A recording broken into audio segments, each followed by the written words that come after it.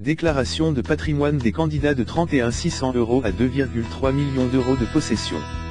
C'est un exercice de transparence inédit pour un scrutin présidentiel en France, comme il se pratique aux États-Unis. La Haute Autorité pour la Transparence de la Vie Publique, HATVP, créée après l'affaire Cahuzac de 2013, a publié, mercredi 22 mars, les déclarations de patrimoine des 11 candidats qualifiés pour le premier tour, le 23 avril. Il s'agit d'une photographie précise de ce que ceux-ci possèdent, biens immobiliers, comptes bancaires, parts de société, voitures, etc. Prise à la date du 1er janvier 2017. Si le législateur n'a pas prévu de contrôle sur les déclarations des candidats à la présidentielle, ces déclarations faites sur l'honneur engagent toutefois leurs signataires. L'objectif n'est pas tant de mesurer leur richesse, que de connaître les liens financiers, et donc les éventuels liens d'intérêt des prétendants à l'Élysée. L'ensemble des déclarations sera en ligne jusqu'au résultat du premier tour, puis il ne restera que celle des deux finalistes. Le spectre des situations patrimoniales est large, s'étageant de 31 600 € pour Philippe Poutou à 2,3 millions d'euros pour Nicolas Dupont-Aignan.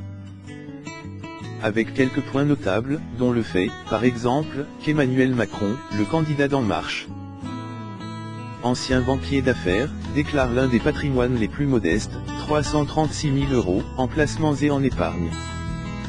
Porté sur la pierre. S'agissant des biens immobiliers et de leurs valeurs respectives, les situations divergent sensiblement, du patrimoine immobilier étoffé de Marine Le Pen, pour partie transmis par son père, et du château de François Fillon dans la Sarthe à l'appartement de Nathalie Arthaud, lutte ouvrière, acheté à 2 et estimé à 248 700 €. De nombreux candidats Hamon, Mélenchon, Dupont-Aignan, Asselineau, sont portés sur la pierre. Ainsi, Benoît Hamon a acquis 2 appartements, l'un de 108 m², en 2016, pour 700 000 €, l'autre de 62 m², 10 ans plus tôt, pour 112 000 €. Au total, le candidat du Parti Socialiste annonce un patrimoine de 461 000 €.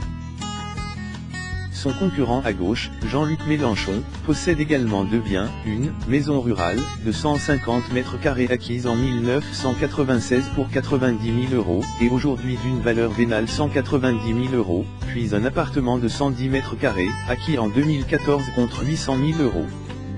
Le candidat de la France Insoumise déclare donc 1,1 million d'euros de patrimoine. Nicolas